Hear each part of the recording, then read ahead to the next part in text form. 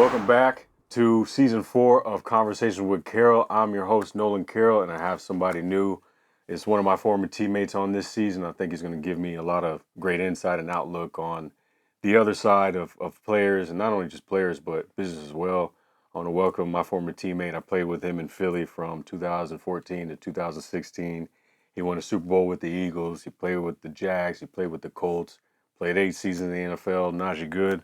What's good, man? Hey, man. Happy to be here. There we Pleasure go. to be here. There we go. There Carroll we go. City. Yes, sir. Now one of the things that we were going to go and talk about was how we actually met and just discussing like the experience when it happened. And we were kind of just joking. Like, I had to come up to your meeting room. Yeah. And they switched me to linebacker. People still just they don't believe Put you in that box. I know. Horrible. But Put you in that box. what was your recollection when I first got up in that room?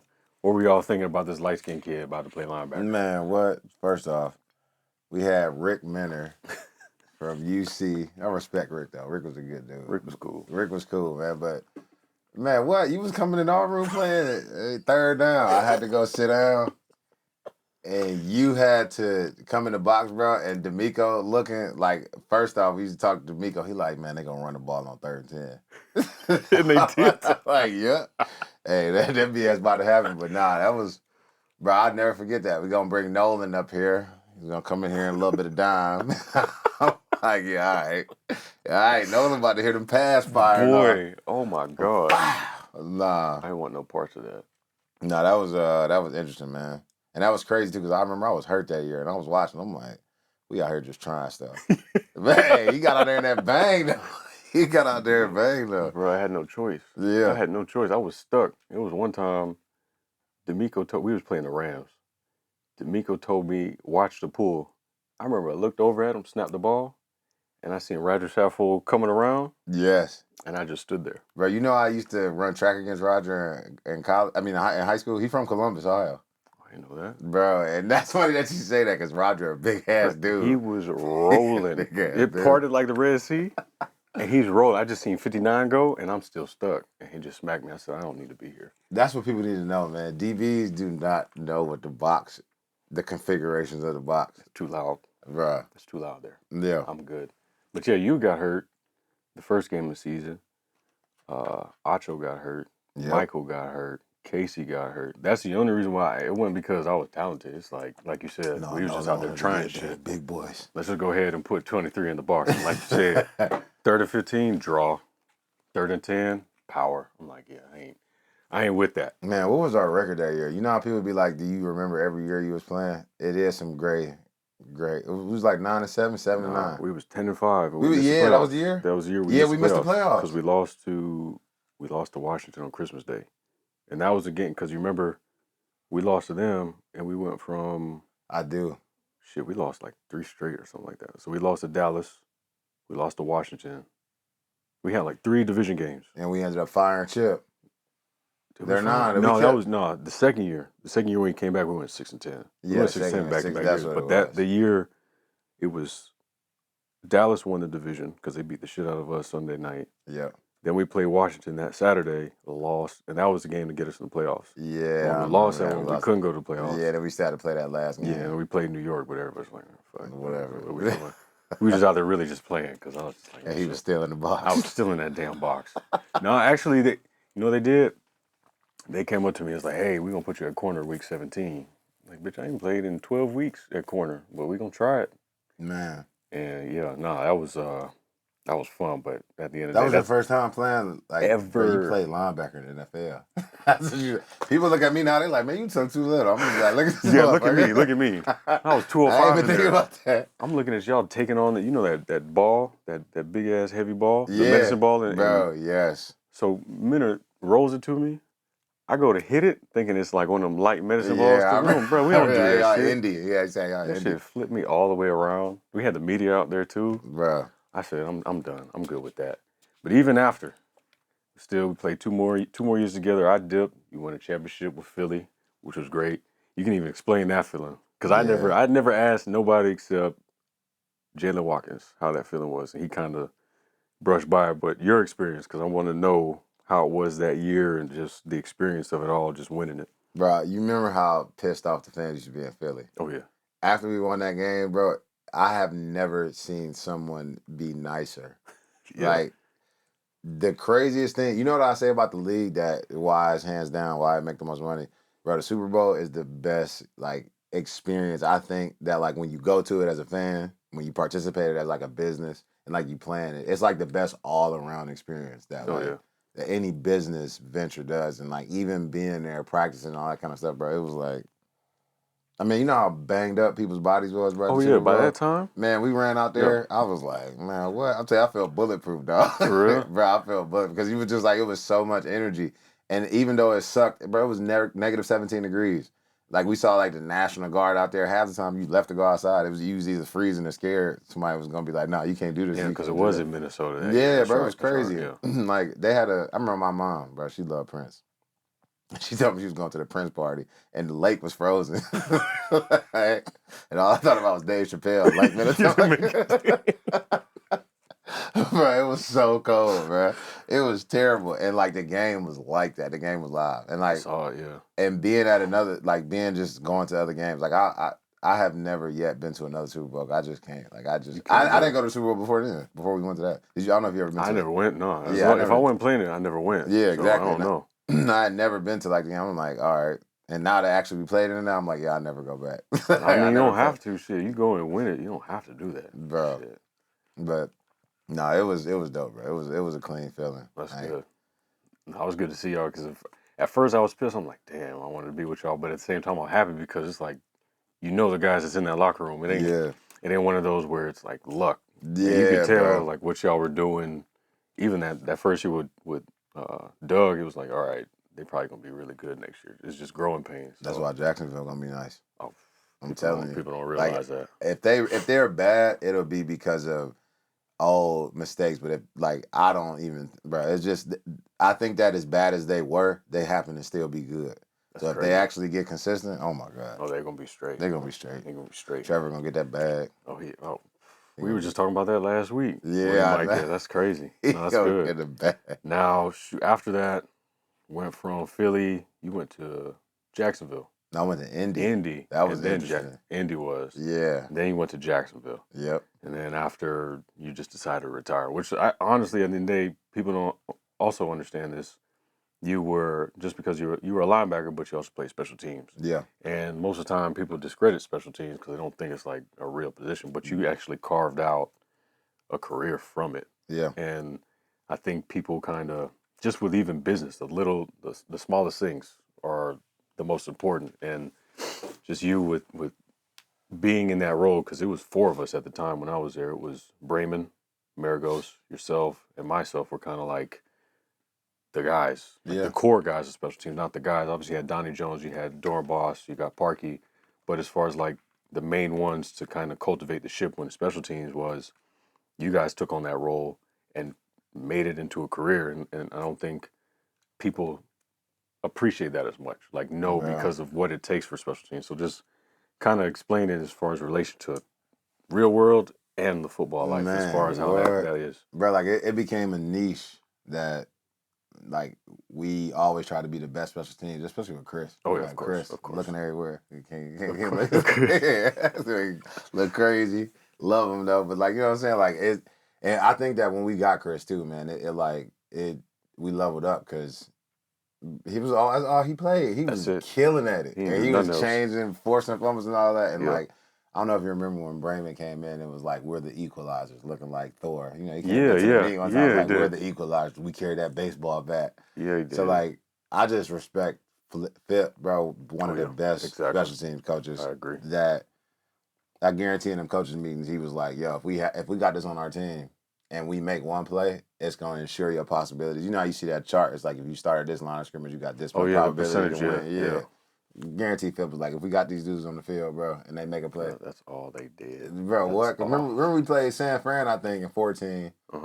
And Sproles had 2 punt returns, or a punt return and like a kickoff return for a touchdown, something like that. Yeah. Our special team was balling. That's right. And we was like number 1. That's right. And I was just sitting there watching, bro, torn back and all, like, damn, they out there balling. It was going balling, and it was like, I just think that, relating that to personal life and business, like special team is niche in the league. Mhm. Like everybody is developing in business, man. Like you find what your niche is in the business and then you try to be best at that craft. Yeah. And if it happens to be a position to where you deal with a lot of people, then you understand, that's, what you know how to do. But True. That's like where it became very much like, seeing that I'm successful in something that I can go carve this same role out in my regular lifestyle, just using that template of, whatever it is, even if it's something that's already done before, maybe it's something that you can do different, but that's better to it. It's true. Or add in your own perspective, bro. So like, man, it's been hella interesting because when I got done, man, I want, definitely, you never done when you always want to play. Yeah. And like, I wanted to take care of my family and like keep the same light, stay around the league, and really like be in that environment. And it's so many opportunities, bro, to work with the league. Yeah, there's so many different environments, so you find a niche that you can be, profitable and of value to. And I was just like, damn, I guess I might as well try somewhere. That's true. No, it's true. But that's also kind of like the hang up with a lot of people is that they don't know where to start, and especially other football players, because as you know, it's hard to go from up here and then all of a sudden, like you just said, you don't want to stop playing, but your body's telling you, like, it's time to stop playing, and you got to figure out the new routine. Bro. And that's kind of like the topic for today is just cultivating your creativity. So when you're out the league, it's one of those where you don't have the same help. Like you don't have people cleaning your jerseys every single day. You don't have breakfast every single day. You don't have the game plan ready every single day. So it's just like, what do you do to create that path that you had created in college, knowing that I want to get to the league, this is what it looks like. I gotta do great in the off season. I gotta lift, get bigger, stronger, faster. I gotta understand defense. I gotta, when I'm playing, you went to West Virginia, so your thing was who's the top guys, who's top offenses out there. How am I gonna show out tackles, sacks, tackles for loss, and now it's gone. So you have to figure out what is my whole routine, what is my foundation. Like, where do you start? Like I said, like you just said, where do you start to begin to take that first step? I think that the same creativity you have being like best at your profession, like for me personally, it was like I need to get grounded and like get implemented in a plan, because once you like we soldiers almost, Yeah, true. but we soldiers with the creativity in the game and what we play. So like what I'm saying, we can be, bro. There's nowhere else. What really hit me when somebody told me, there's nowhere else after you get done playing where you can do what you can do in the football field. Like you're just not gonna play no organized game of football. No you can play basketball. Yeah. You can go golf, and I was just like, damn, you're right. I ain't about to go out and like try to hurt nobody again. Like, no, I ain't doing that. I ain't doing that. So like, just knowing that, and then like knowing that there had to be a complete shift, and my creativity came in like, all right, well, what can I do that maybe I caught on to while I was playing, or it's like, what can I do that gives me those same type of parameters and constructs? Because like, bro, the one thing I will say is, it's a bold statement to say, and I think very few players can do it. So I'm not gonna say all players can't do it, but I think there's very, very few players that can just go from the NFL, and almost few to like where it's like maybe one or two. That's what I'm gonna say. To like can go to the NFL to go to an executive level of a business. Because the pathways that you have to cross, I wouldn't say that any business. Right. No, I think you're right. And I wouldn't say that they can't do it in, like, just, what I'm saying is they can't do it immediately. Like you're not gonna be able to stop football and then 6 months later go pick up, what I'm saying, in a time frame to where if you quit a job for 6 months, well, you fired. Yeah, exactly. Like, you're done, or you're not providing for your family and most people's lives. So like once you get done playing, you get used to unorthodox schedule. Like our weekends is on Mondays and Tuesdays, like or Wednesdays and Thursdays. That's right. Like I remember, what I'm saying, you get ready for the game like everybody else weekend because you naturally used to the weekend. Yeah. But like you like, damn, I gotta go to the hotel. Yeah. Saturdays we in the hotel. We playing on Sundays. Yeah. Like I remember a couple times, bro. We played New Year's Day, and like what you doing for New Year's Eve? I'm about to go I'm in the hotel. Yeah, I'm in bed by 12 o'clock. That's what you talking about. Yeah. What you doing Christmas? Playing a game. Thanksgiving. So it's like, we playing a game. And my brother, his birthday was in August. Mm-hmm. He didn't spend his birthday with family or friends. I remember he told me for like 18 years, 19 years, because he played arena and everything. Oh, And I was shoot. like, don't nobody care, but I was like, damn. And like I just think that you get used to schedules like that. Yeah. That allow for natural creativity to happen. So you're not thinking normally like anybody else would. You naturally thinking of a different sales cycle or flow cycle of business. That's true. And like in the locker room, you get exposed to that. And like a lot of people don't know, bro. Like I think that one thing that playing in the league does good for us as being college athletes is that like when you go to college, like there is no way you learn while you're in college, but there's no way you know how many jobs are available. Like think about how many jobs you exposed to while we playing football. Like you see a trainer. You see the dude holding the mic, the camera. Yeah. You see a That's true. I sound didn't think about specialist. that, yeah. There's so many jobs, and then you find out all of them getting paid. True. You like, yo, bro, I can go over here and be like like I think about it in medical. Like you don't have to be a doctor to take X-rays. True. Like you could be an X-ray tech, and you can still make $80,000-$90,000 a year. Cause I heard those trainers that be spit in the water be making like 80K. 80K. You need water? Let me hit you. You good? Yeah, over there. Fuck you up. You're right though. Practice, No, I bro. didn't even think about that. Yeah, bro. So like I started opportunities. seeing that, and I'm just like, oh, it's a different way to make money. But the thing that is very prevalent and true about the corporate world is that once you get into it, it's stability. True. You know what I'm saying? So it's like you get a check every other week, and Yeah. it gives you that type of frame of mind. But that's why I think that, like, I'll go back to the statement saying, like, when you get done playing ball, bro, you're so unorthodox. But when athletes start to realize that unorthodox way of thinking is an advantage for them, Mm-hmm. like I did, in certain situations, like it's like, oh, once you learn the language of the book, just like a playbook, Yeah. then you can read the entire book, then you know Facts. what's going on. Facts. And it changed, like, it just changed, like, how I looked at, how you live, how you think, and how you eat, walk, talk. And the one thing that is guaranteed is, like, if you weren't truly physically hurt, damaged beyond, being able to do anything, you can get a low labor job where you can actually work. So as athletes, I believe we can get a job anywhere. Like really, like most of us can get a job anywhere. But if you want to do more, if you want to, make more bread, that's when it comes into the creativity part. And I use that style of thinking to kind of help, build my relationships past ball. Yeah, that's good. Now, tell people what you're involved in. You don't have to tell everything in detail, but just like you were just saying, when you segued and trying to figure out your path, what was one of the things that you saw, this is my opportunity? I remember you talked to me in practice one day, just in passing about it and how big it was, but we get ready to go to practice. I'm thinking about, shit, I got to play. I'm playing. This man talking about business, and we got to do, like, I got to play coverage. So, I got to get in that box. Yeah, that's what I'm saying. I got to get in that box. So, shoot, I ain't worried about your business that you talking about. Oh, shoot. But just kind of explain, like, when you found it, because you were already doing it in the league, but not the way you're doing it now, like full time. But just explain how you just picked it back up and said, this is the advantage, the opportunity that I have based off of everything you just said. Yeah, bro. Like when we was playing, my partner, I always like to draw. And I just mess around drawing, but like computer art and design, I found a partner who knew the whole back end of like trading, and he's a little bit older than us, but that's what like really helped me. I would say in the main message, get a mentor.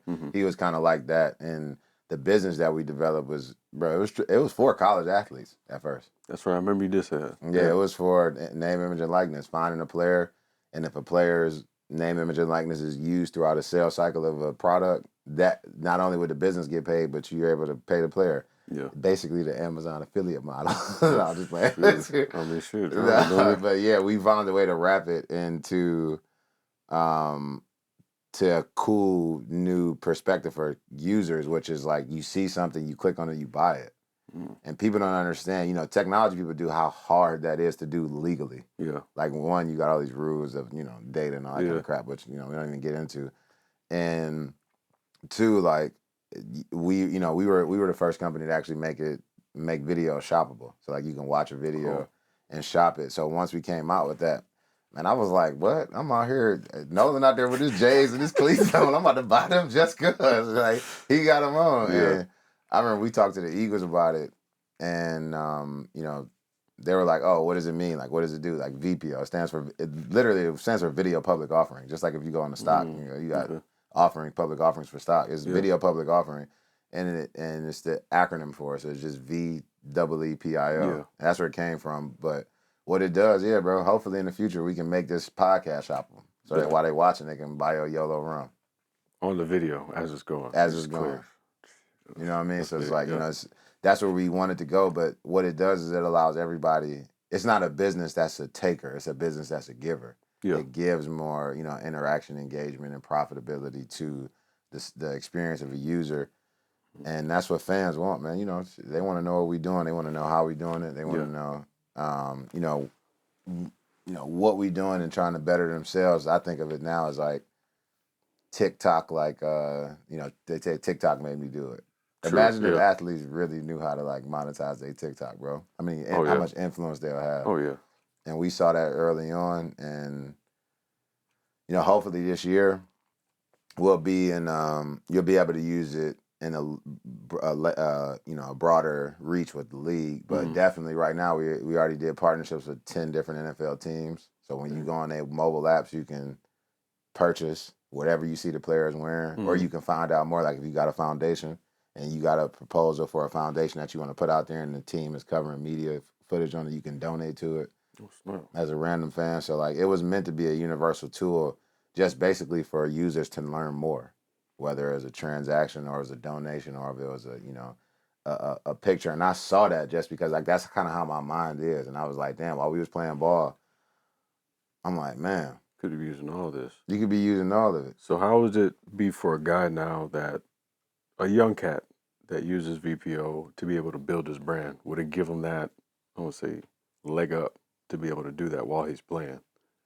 1,000%. And the best thing about it is that it gives them that leg up, but it also gives the organization that leg up. Like a lot of business, like I said, as a giver, a lot of businesses have to walk that fine line of catering to the player or the organization just because of by virtue of, who's purchasing. Because shit, we fans and customers just like everybody else are. True. So the organization really benefit. But if you have VPO and you a player, if a team has VPO, or if a distribution point like a mobile app or a website has VPO, and now you're an influential player on that platform, and you're able to measure your influence on that platform in a very transparent way that's only additive. So like when you see, like an example of it is if you watch a video, a highlight, like, the best one I can think of, bro, as of lately is when D-Hop caught that touchdown pass with the Jordan gloves on from Kyler. Yeah. Imagine if they have that same play and he catches the touchdown pass and it does a 360 camera spin around him, right? Like you normally see like the NFL 360 camera angle.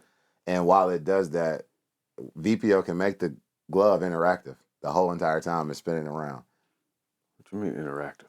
Meaning that while you watching a video and you see the camera spinning around D-Hop and his gloves is in the shot in the frame, you can click on his gloves the entire time, and then the actual gloves that he's wearing will pop up for anybody to purchase because motherfucker just caught a Hail Mary on 3 people. Dang. And you like, damn, I need those gloves because he just caught that in the worst conditioned environment ever.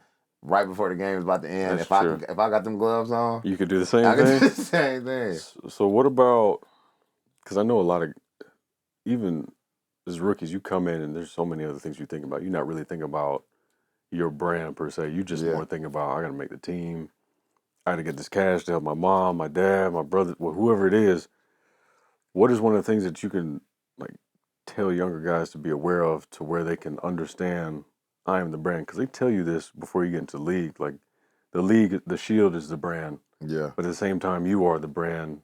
But you don't necessarily know it because the Shield's always first. So we've been brainwashed for it.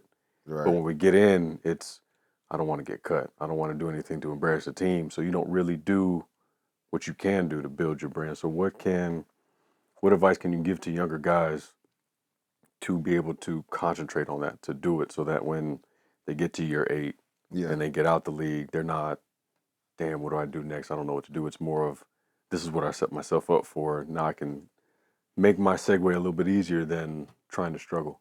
Yeah, bro.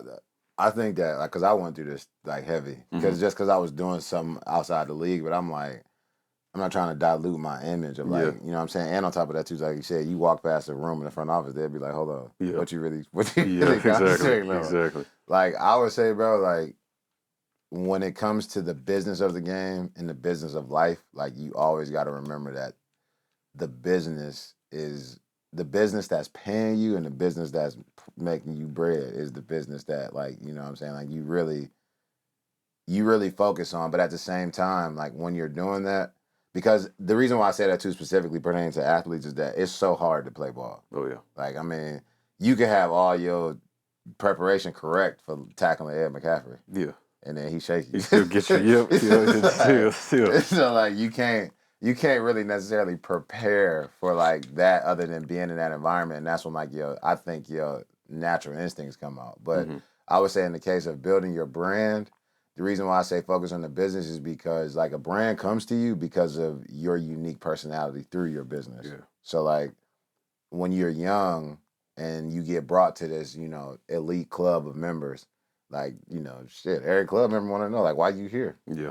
Like, they want to be like, bro, like, why you here? And then if you think about the league, when they start to look to, like, push their brand or to elevate their brand, like, I'm a big believer of, like, your net worth is your network. Yeah. And you are, a combination of, like, the 5 people you hang around and talk to and, associate with. So if you're associating with those people in that elite club, start talking to people about your brand that can, not only benefit from you, but you can benefit from. So like if you want to do business and you want to start expressing your brand, like ask the questions to the people around your club. It's like, is there a brand in here that, that I like? Don't be afraid to share. Like, don't be afraid Don't be afraid to go to somebody and be like, yo, like, I want to start doing something. How do I do it? Because, like, that's the one thing that, like, I realized, like, when we got done playing, like, almost everybody don't. Like, people don't just get on Google.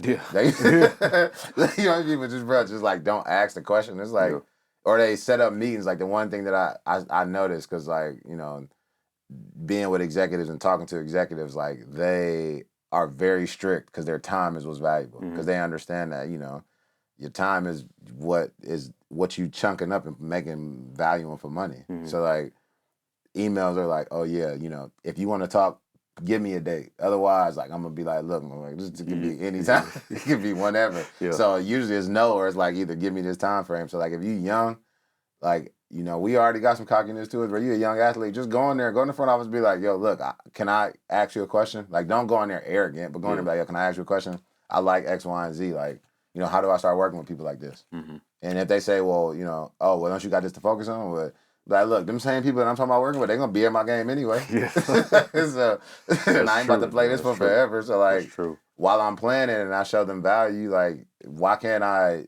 mesh those two together? And then you'll find out that, like, you constantly around the same people that you like, that like what you like, doing what you're doing. And then, you make it to the league, you at an elite level, bro, you're going to be around elite people at other businesses. Most of the time. Most of the time, because they want to figure out how you did it over there. That's true, because I think a lot of times guys got guilt. Like, they feel like if I do my personal stuff and I mess up on the field, like, oh, he concentrated more on off the field. Like, for example, Juju Smith-Schuster, he loves to dance, he loves to play Fortnite. He ain't doing nothing crazy, but let him drop a pass.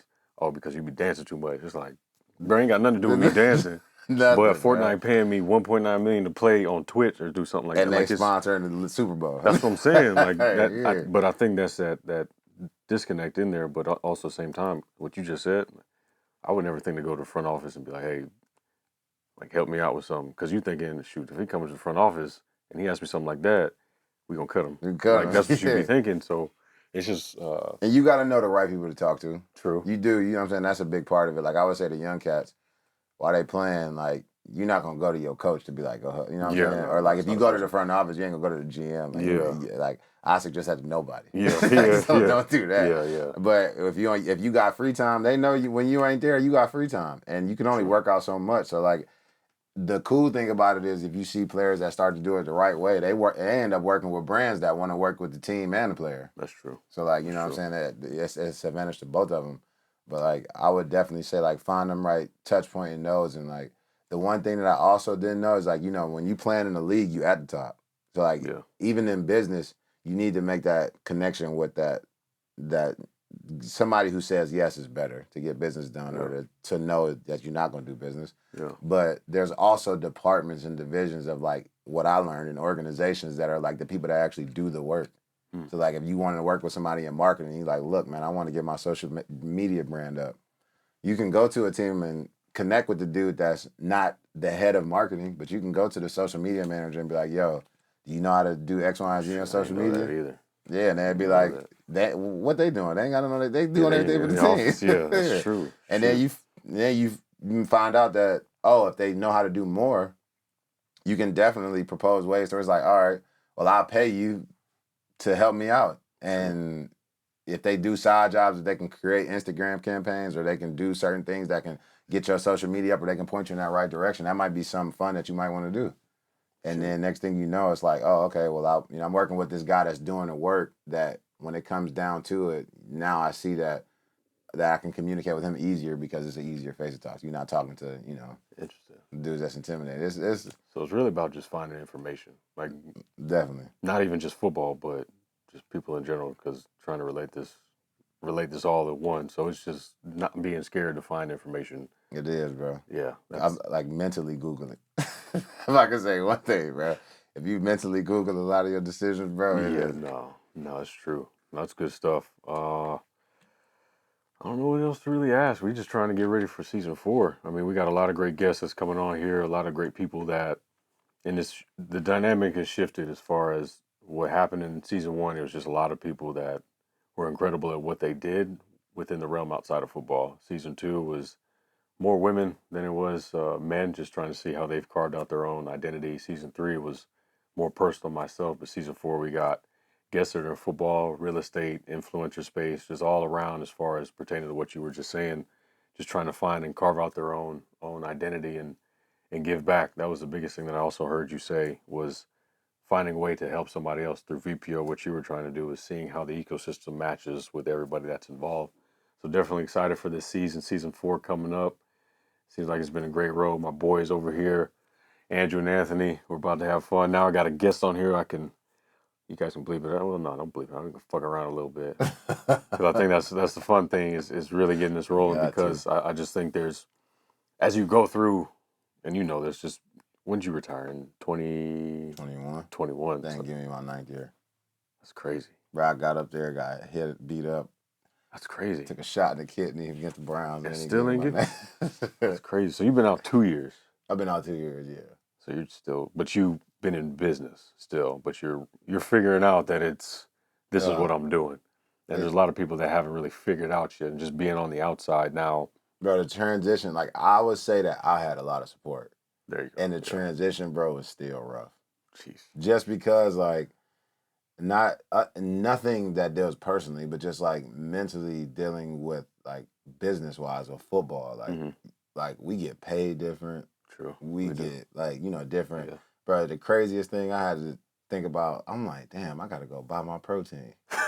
You can't just go and, hey, make me that shake. Bro, what? And this will be right there for you. Right you ain't there got for none you, of bro. that shit And then no you find out how much that stuff be costing. Bro, what? Eggs, $10, $15? Like, hold up, bro.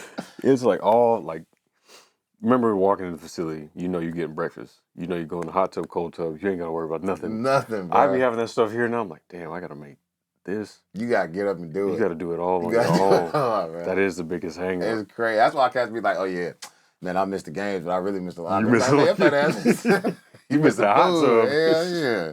That's true. What? No, it's some good stuff on this season. We got some good guests. We're going to get it rolling, and we got some great topics to talk about. So we're definitely excited to bring y'all in. I got Najee as a co-host on here. He's got a lot of great knowledge as well, too. And we're going to have fun with this. We're going to have fun. We're going to be informative and excited, and definitely fun to launch season 4. So we're out. Conversation with Carroll. I'm Nolan Carroll. This is Najee Goode. I'm out.